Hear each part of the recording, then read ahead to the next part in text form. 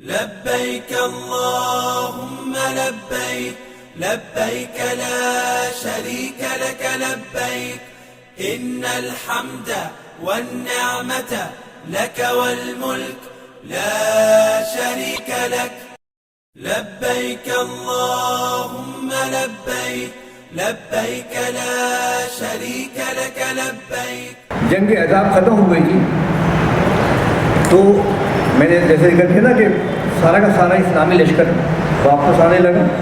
اور رسالت باب داخل ہوئے باب جبریل سے. جب داخل ہونے کے آگے ہی بڑھے تھے کہ حضرت جبریل کسی صحابی شکل میں داخل ہوئے اور کہا کہ اللہ کی طرف سے حکم آیا ہے کہ آپ ابھی اپنے ہتھیار نہ کھولیں اور فوری طور سے جن کی طرف جائیں اور بنی قریظہ والوں کے اوپر جا کے حملہ کریں اور جا کر کے ان لوگوں کو سزا دیں. تو یہ جس راستے سے حضرت جبریل داخل ہوئے وہ باب جبریل ہے. اسی راستے سے جناب عائشہ فرماتی ہے کہ میں اپنے دروازے کی دراڑ سے دیکھ رہی تھی کہ شخص آیا ہے, اس کے چہرے کو سر جو ہے انتہائی گرد آلود ہے اور میں نے دیکھا ہے, میں نے پوچھا کہ فلاں یہ صحابی ہے تو کہ نہیں فلاں صحابی نہیں, یہ حضرت جبریل. ان کا یہ دعویٰ تھا, ان کا کہنا تھا کہ میں نے خود حضرت جبریل کو اپنی آنکھوں سے دیکھا. تو وہ جگہ جہاں سے حضرت جبریل داخل ہوئے تھے مسجد نبوی میں, وہ باب جبریل کے نام سے آج بھی ہے. عام طور سے وہ اس وقت ہوتا ہے جب مرد حضرات کو مسجد نبوی میں داخلے کی اجازت ملتی ہے. ایک سلمان بھائی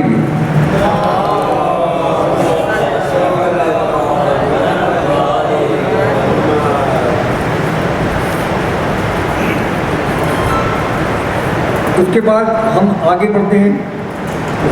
ہیں تو یہ جو حجرہ ہے اس کے سلسلے میں مختلف سازشیں ہوئی تھی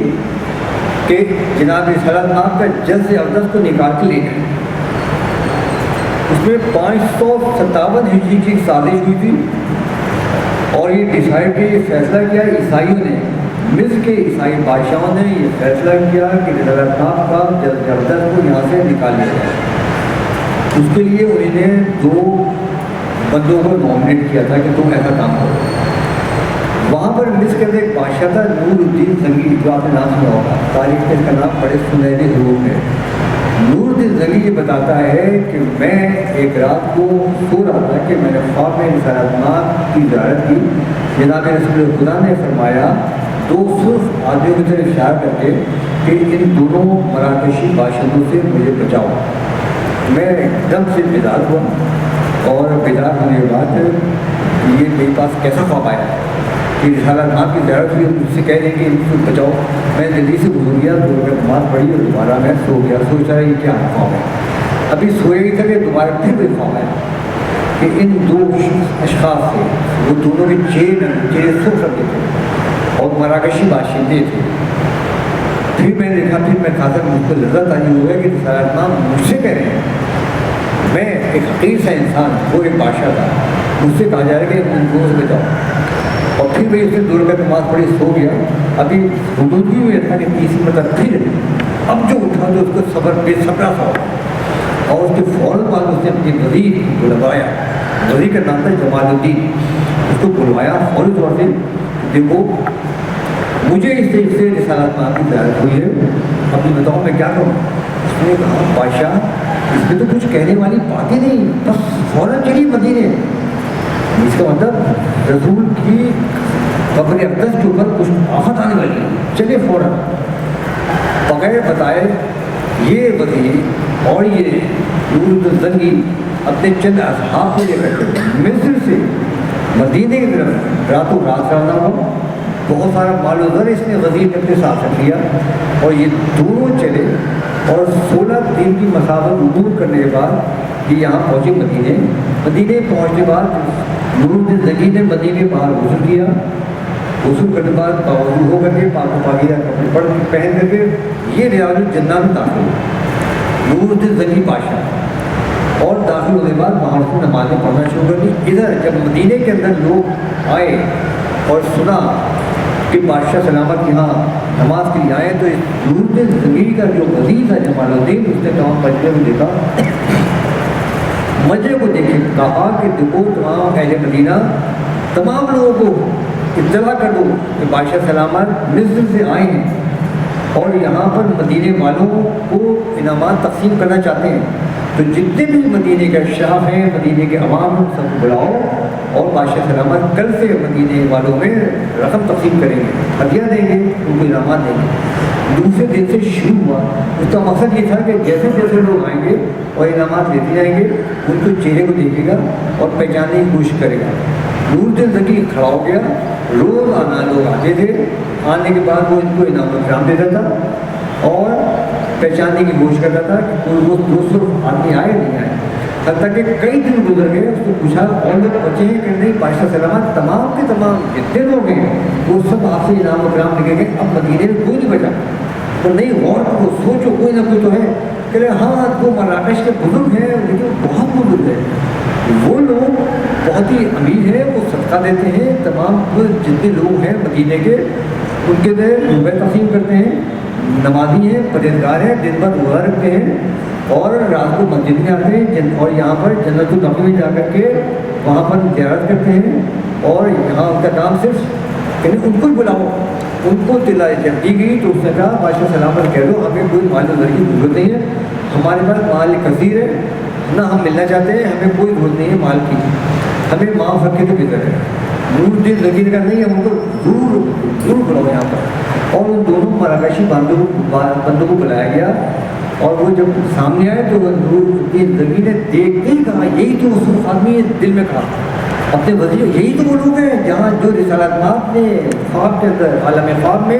مجھے جو چہرے دکھائے تھے وہ یہی ہیں۔ اس نے دونوں قریب بلایا، کہا سچ سے بتاؤ ہم لوگ کون؟ اس نے کہا ہم لوگ حج کے ارادے سے یہاں آئے ہیں، فلاں ملک سے آئے ہیں، ہمارا یہ کام ہے، ہم سے حج کر کے چلے آئے ہیں۔ لیکن اس نے جب سختی کی اور بہت زیادہ سختی کی، اور باقاعدہ وزیر سے کہا ان کو مارو۔ جب مارا پیٹا تو ان لوگوں نے قبولا کہ ہاں بات یہ ہے کہ بادشاہ نے، عیسائی بادشاہ ہے، اس نے ہم لوگ کو بھیجا ہے کہ جسد خاکی محمد رسول اللہ صلی اللہ علیہ وسلم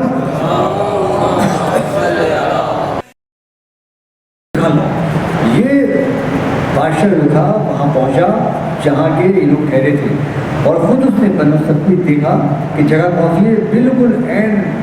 رسالت مآب کے حجرے کے عین سامنے جو جگہ ہے جنوب کی طرف جہاں وہ ایوب انصاری مکان ہے وہیں پر رہتے تھے۔ بادشاہ نے دیکھا کہ وہاں ایک گھر ہے اور گھر کے اندر جا بجا سامان بکھرا ہوا ہے، اور وہاں پہ ایک سرنگ دیکھی اس نے، اس سرنگ کو جب اٹھایا تو دیکھا وہ سرنگ سیدھی جا رہی تھی حجرے کی طرف، تو اس انداز سے اس نے پکڑا تھا، اور وہ ان دونوں مراکشی باشندوں کو لے کر کے نور الدین زکی اپنے یہاں آیا، اور یہ جو حجر فاطمہ یعنی اگر حجر عائشہ اگر آپ دیکھ رہے ہیں، حجر عائشہ کے پیچھے کھڑی ہوتی ہے، وہ یہاں لے گیا۔ اس نے کہا کہ رسالت مآب نے اس پر اتنا اعتماد کیا کہ مجھے نشاندہی کے لیے کہا، اور میں کس قدر یعنی میری فخر کا مقام ہے، میں مقام ہے کہ میں دونوں کو پکڑ لیا کر رہا ہوں، اور اس نے کہا کہ میں اپنے ہاتھ سے ان کا سر قلم کروں گا۔ حجر عائشہ کے پیچھے کھڑکی ہے، وہ آج بھی وہاں پر ہے، وہاں لے جا کر کے اس نے ہاتھ سے دونوں کو تلوار سے دونوں کی گردن اتاری اور ان کو مسئلہ رکھ دیا، اور اس طریقے سے وہ جو جگہ تھی وہ بند کی گئی ہے، اور اس کے بعد اس نے کیا کہ حجرے کے اطراف میں سیسا پلائی دیوار سے بنا دی کہ کہیں کوئی بھی مستقبل میں کوئی شخص کبھی ایسا نہ ہو، ایسی ہمت کرے کہ حجرے سے یعنی لاش یعنی جناب رسالت مآب کا جلد خاکی یہاں سے کوئی نکال کر لے جائے۔ تو یہ نور الدین زکی کا واقعہ ہے، اس میں شامل ہے، اور وہ جگہ جہاں سیسا پلایا تھا باب السلام کے سامنے ہے، وہ جگہ جہاں کے وہ دونوں ٹھہرے تھے مراکشی باشندے تھے، وہ مقام نزول کے سامنے جہاں جنوب پر تختی لگی وہاں پر، تو یہ سارا سلسلہ یہاں تک رہا۔ تو اس سے مسجد نبوی کی جو تاریخ بتائی ہے تاکہ جب آپ پہنچیں گے یہ ساری چیز سننے کے بعد آپ کو اجنبیت کا احساس ہوگا۔ وہ جگہ جہاں کے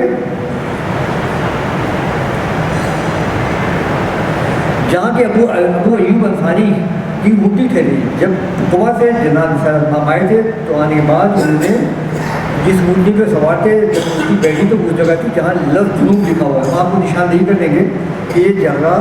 وہ ہے جہاں کے جناب رسالت مآب آ کے ٹھہرے تھے ابو ایوب انصاری کے مکان کے اندر۔ ایک سلوات نہیں ہے جب یعنی قبلے کی تبدیلی سے پہلے کہاں نماز پڑھی جاتی تھی، یعنی محراب نبی آپ جو دیکھ رہے ہیں محراب نبی کے بالکل اپوزٹ آپ جائیں شمال کی طرف، یعنی اگر ستون عائشہ کی طرف پیٹ کر کے کھڑے ہوں اور 5ویں حصے تک جائیں ستون عائشہ کے پیچھے 1 2 3 4 5 5واں جو اس میں مینشن ہے، آپ بالکل ستون عائشہ کی طرف پیٹ کر کے چلیں، آگے بڑھیں اور باب جبریل آپ کے رائٹ پر ہے، باب جبریل ہے نیچے، باب جبریل سیدھے آپ پہ جب آپ کے آ جائے تو وہ جگہ وہاں پر نماز وہ رسول کی محراب تھی ستون عائشہ سے، کیونکہ آپ لوگ لے کے نہیں آئے وہ پرچہ، اس میں سارے ستون مینشن ہیں، تو آپ دیکھ لیجیے گا۔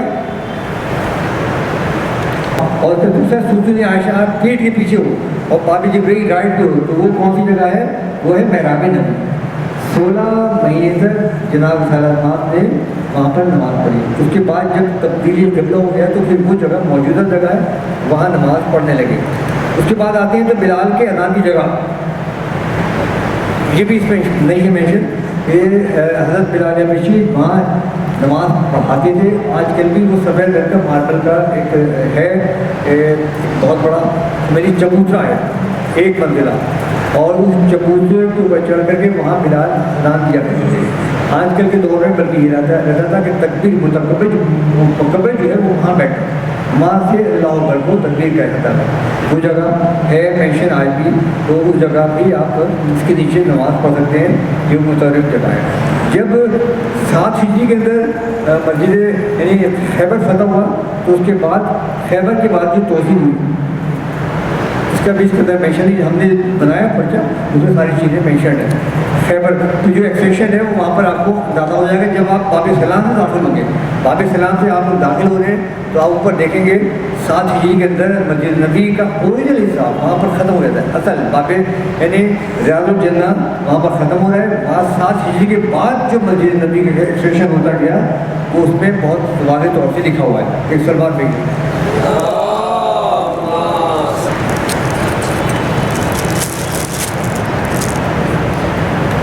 یہاں یہ بقی کی طرف،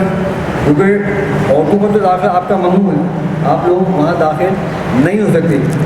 جنت البقی میں داخلے کے لیے عام طور سے فجر کے بعد اور عصر کے بعد داخلے کی اجازت ہوتی ہے، یہ حتی الامکان اس کو مکمل کیا ہے۔ یہ جنت مسجد نبوی کو جہاں تک میرا حافظہ گیا ہے، جو چیزیں سامنے آئیں اس کو مسجد نبوی کو مکمل کیا ہے۔ یہ صرف اس وجہ سے کہ آپ کے ذہنوں میں رہے جب آپ مسجد نبوی میں داخل ہوں گے تو آپ کو اجنبیت کا جتنے ستون ہے ستون لکھا ہوا سب کے اوپر، سب اس کا پہچان یہ بھی کہ ستون وائٹ ماربل سے مینشن کیا ہے،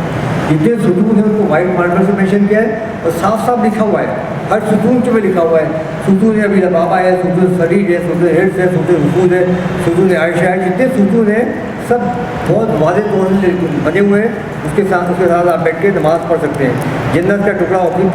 سامنے لکھا ہوا ہے، پتہ چل جائے گا کہاں آپ کو کہاں سے کہاں تک ہے یہ ریاض الجنہ۔ تو اب آپ اس کو تو الگ رکھیں، اب آپ مسجد نبوی سے نکلیں گے اس کے بعد جائیں گے جنت البقیع، مسجد نبوی سے نکلنے کے بعد جنت البقیع، وہاں مدینے میں پہنچنے کے بعد اندرون مدینہ کی زیارت آپ کو کرائی جائے گی۔ زیارت سے پہلے ایک کلاس وہاں پر اندرون مدینہ کے ضرور، اندرون مدینہ کی کلاس کا مقصد یہ کہ آپ جب پہنچیں گے اطراف میں جتنے بھی مدینے کے قریب قریب زیارت ہیں وہ آپ کو بتا دی جائیں گی، وہ بہت قریب قریب ہے، اس کا ابھی اتنا ٹائم نہیں ہے، لیکن ٹائم ہمارے پاس مدینے میں خاصا ٹائم ہوگا، وہاں اندرون مدینہ کی زیارت آپ کو مکمل طور پہ بتا دی جائے گی۔ ہم آگے بڑھتے ہیں جنت البقیع کی طرف۔ جنت البقیع میں جیسے ہی داخل ہوں گے، جنت البقیع میں داخل ہونے سب سے پہلے جو آپ دیکھیں گے وہ قبریں ہیں چاروں اماموں کی، چاروں اماموں کی قبریں، وہاں کیونکہ طریقہ یہ ہوتا ہے کہ وہاں کوئی نام مینشن نہیں ہوتا ہے۔ سعودی عرب میں جتنی بھی قبریں بنتی ہیں اس کے اوپر نہ مردوں کا نہ عورتوں کا نام مینشن نہیں ہوتا ہے، ماں سوائے اس کے کہ عورتوں کی قبر کی اس طریقے سے شناخت ہوتی ہے کہ اس کے سرہانے اور پائخانے ایک ایک پتھر لگا ہوا ہے، جہاں دونوں طرف ایک ایک پتھر لگا ہو سمجھ جائے کسی خاتون کا قبر ہے، جہاں سرہانے سے پتھر لگا ہو سمجھے کسی مرد کی قبر ہے۔ ہم لوگ جب پہنچتے ہیں اندر تو ہمارے سامنے چاروں امام ہوتی ہے، امام حسن علیہ السلام ہیں، امام زین العابدین ہے، ایکسٹریم رائٹ کے اوپر، ایکسٹریم رائٹ پہ جو قبر ہے وہ امام حسن علیہ السلام ہے۔